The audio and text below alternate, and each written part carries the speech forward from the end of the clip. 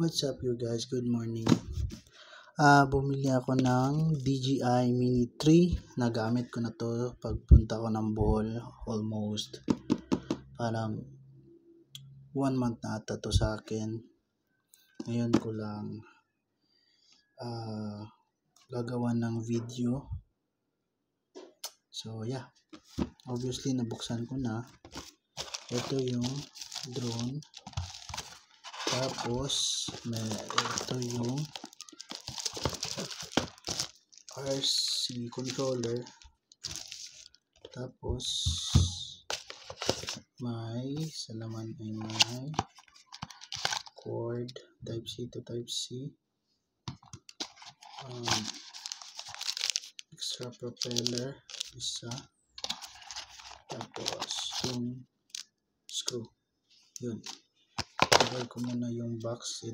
Yung iba manual na yan, manual box nya.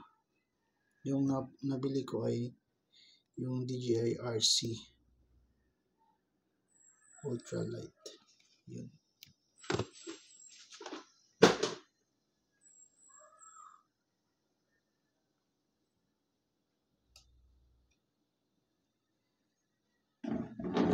Tapos yun, una natin buksan yung RC controller. Yun, nalagyan ko na to ng screen protector. Yun, ito yung RC nya, may screen na. Maganda siyang gamitin kaysa yung gumagamit ka pa ng phone na isasaksak mo pa yung phone. Ito, magaling talaga. On muna natin. One press tapos long press yung pag-on nya. Ito yung stick nya, stick na sa likod. Lagay mo dito. Tapos ito naman yung isa.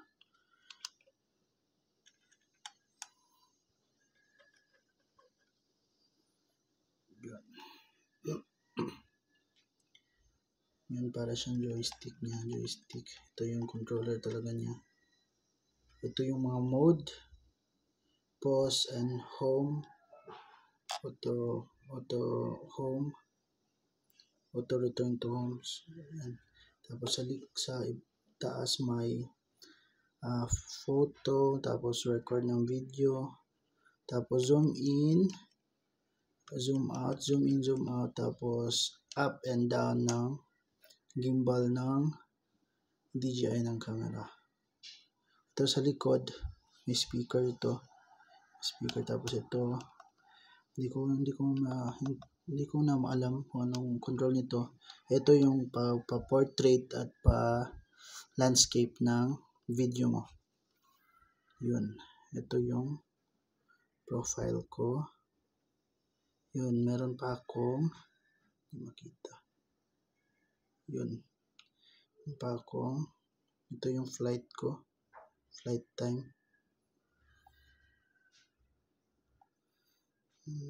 Tapos more.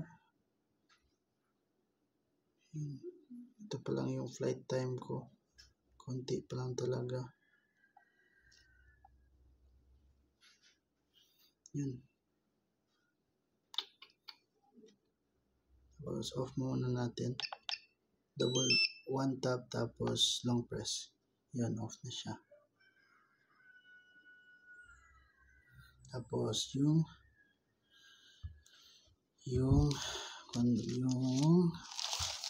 RC naman, yung drone, yung aircraft yung tawag nila. Ito na yun. Ito. Mini 3 lang to, Mini 3. Yan, medyo madumi na kasi ginamit ko na to. Yan. Buksan natin. Ito yung guard niya sa yung camera niya, gimbal. Ayaw mag-focus. Yan, basta yun. Ito yung focus. Yan, basta yan. Tapos may foam yan sa likod. May foam. Tapos ito na yun. Maliit lang siya. Parang phone lang din. Tapos paano siya i-fold? Ganito. Ito, ganyan. Tapos ganyan. Tapos ito. Pababa. Ito, pababa rin. Yun. Ito yung drone. Maliit lang siya. Parang isang kamay lang.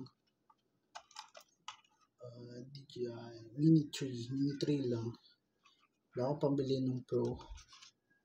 Ito yun. Ito siya. Paano mag-on? Ito yung SD card niya. Tapos dito nag-charge. Ito yung battery. Battery niya liit lang. Ito yung ultralight na 220 o 29 grams lang. Ito. 29 grams lang to. 229 grams. Tapos, dito. Paano yon yung drone? Katulad din ng controller. One press, tapos long press. One press, long press.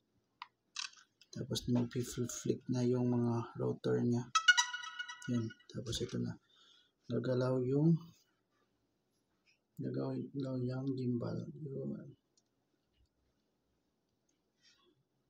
Yun. Okay na. Ito yung form niya.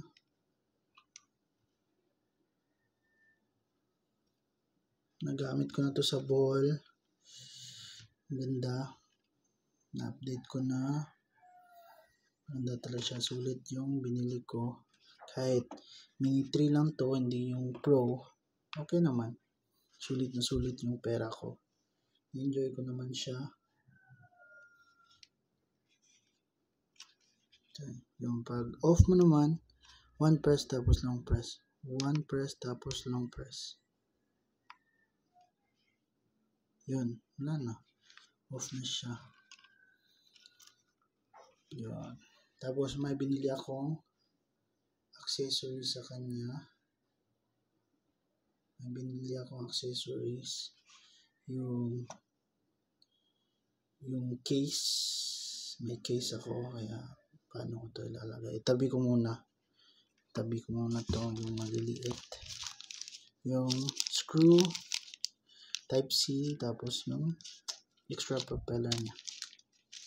Tabi ko muna to. Yung drone.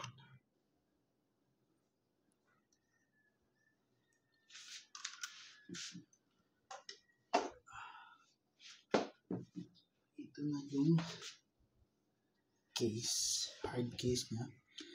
Nilagyan ko na ng mga stickers. Ito. Hirap pagpakita kasi laki. May double lock siya. May lock siya dito. Tapos hard case na nito. Yun, marami ng sticker nakalagay. Stickers ng mga kaibigan ko. Isa natin. Ganito lang pabukas ito. Slide mo. Unlock mo dito. Tapos press mo lang. Press. Tapos open. Close natin ulit. Yan. Tapos close na. May click talaga siya. Ito yung laman. Yun.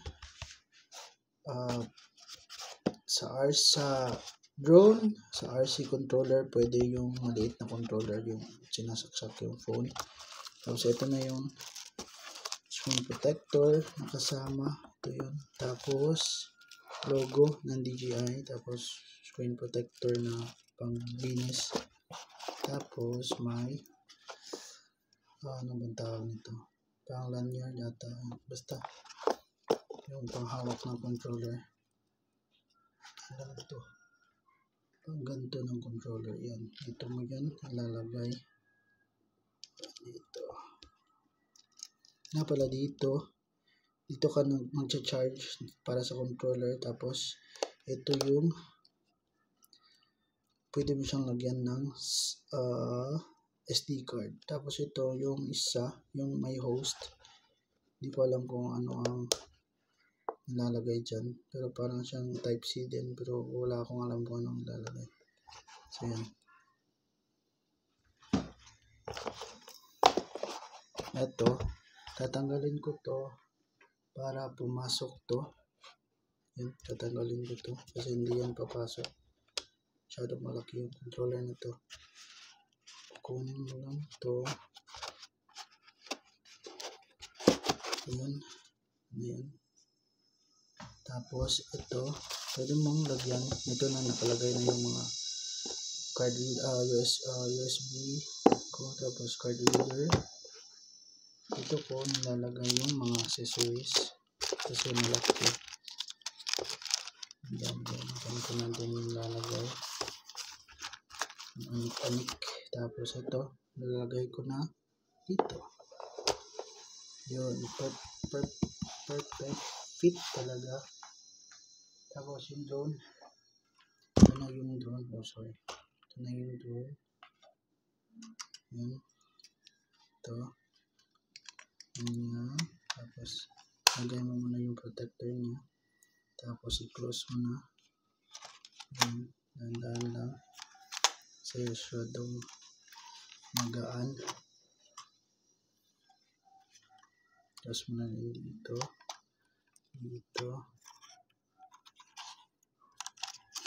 Tapos nilalagyan ko siya ng paano ba yan, parang sara ito. Nilalagay ko sa likod para hindi siya magalaw yung propeller kasi wala siyang kasama na propeller guard ba yun. Tapos nilalagay ko pag ganito kasi mabilis lang siyang kunin. Kapag ganito parang nahihirapan ako nahihirapan ako kasi parang nasasabit tong mga paa. So ginaganito ko paglagay ganyan para mabilis lang. Tapos ito yung primer kit na wala pa ako, yung may dalawang battery, tapos yung charging hub. So bibili pa ako, update ako susunod siguro. So yan, sarado ko. Safe na yung drone ko kapag nag-hike or nagka-camping kami. And then yeah, yun lang ang video. Salamat sa pag-watch ng video and sana nagustuhan nyo and like the video. Thank you. Bye.